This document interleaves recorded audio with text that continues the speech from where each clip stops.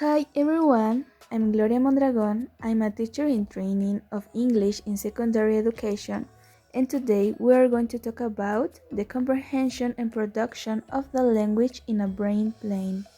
So, we are gonna see what is the brain and language, what is the relationship, what are the general language parts of the brain, the processes of speaking by reading and listening, and three aphasias. The brain is the organ inside the head that controls thought, memory, feelings, and activity. The language is a system of communication consisting of sounds, words, and grammar. The relationship between the brain and language is that part of the language process happens in the brain. The first point of the brain we have to take into account is there are two hemispheres, the right and the left. The left is logical, abstract, sequential, verbal, and symbolic, with an auditive association. So, here is the science, mathematics, forms, strategies, order, thinking, reading, learning, language, and writing. In contrast, the right is intuitive, nonverbal, analogical, visual, creative, imaginative. So, this is about space, music, feelings, emotions, patterns, fantasy, pictures, stories, observation, shapes, and possibilities. The second thing here is brain has four lobes: the temporal, occipital, parietal, and frontal. The frontal is about reasoning, movements, emotions, attention, and language. The temporal is about hearing, memory, and learning. The occipital is about vision, and the parietal is about numbers, handling, comparative interpretation, and sensitive body parts.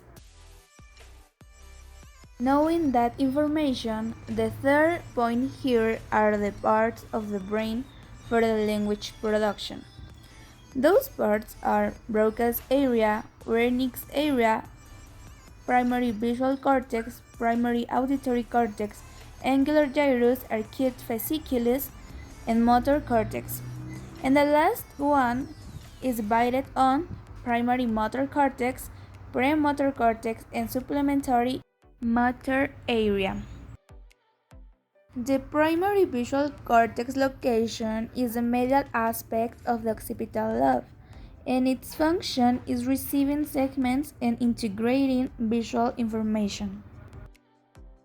The primary auditory cortex is located in the superior temporal gyrus, and its function is processing auditory information. The Broca's area is near the motor cortex in the third frontal convolution in the inferior frontal gyrus in the left frontal lobe, and its function is the production of speech sounds. The Vernix area is located in the superior temporal gyrus in the left hemisphere. This area contains motor neurons involved in the speech comprehension. The angular gyrus is in the inferior parietal lobe. Its role is processing, memorize, and reasoning, and helps the comprehension, visual, and auditory processes. The arcuate fasciculus is a bond of axons that connects the temporal cortex and the inferior parietal cortex with the frontal lobe and or the areas of Broca and Wernicke. The motor cortex plans actions, coordinates sequences of movements, and takes strategical choices. The primary motor cortex is located in the frontal lobe and generates neural impulses that control the execution of movements.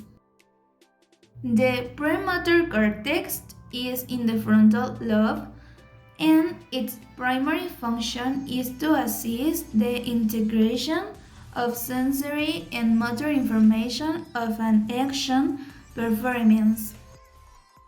The supplementary motor area, the SMA, is in the medial surface of the motor cortex, and its function is planning complex movements or the stabilization of the body.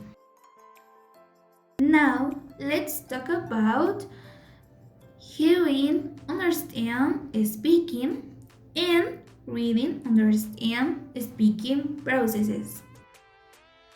The hearing, understand, speaking process starts when the primary auditory cortex takes the verbal message. After that, the message goes to the angular gyrus to be decoded. Then it passes to the Wernicke area to its comprehension to be able to go to motor cortex with the help of the arcuate fasciculus to receive instructions, and at the end it goes to the Broca's area to its speaking production. The reading, understand, speaking process begins when the primary visual cortex takes the visual information. Then the information goes to the angular gyrus to be decoded and passes to the next part, the Wernicke area, to its comprehension. Afterward, it moves to the motor cortex with the arcuate fasciculus bio to get instructions. Finally, the Broca's area is the one that follows the instructions for the oral production. It's the turn of the aphasias. The aphasia is a medical condition that makes a person unable to speak, write, or understand speech or writing because of damage of the brain. The Broca's aphasia is a non-fluent aphasia, where people understand what they hear but has troubles with fluent speaking, articulate sounds and words, forming complete sentences, and using verbs. The Vernix Aphasia or the recitative aphasia is the one where people create words without sense, say complete sentences in disorder, and or articulate something maybe incomprehensible to others. The mixed non-fluent aphasia is when people have troubles with comprehension, reading, and writing. In conclusion, the brain is an important organ that helps to produce language. Finally, let me show you a brain I did with gelatin and little grapes. The colors are beige paints, and this represents the 9 parts of the brain used to the language processes. Thanks for your attention. Bye!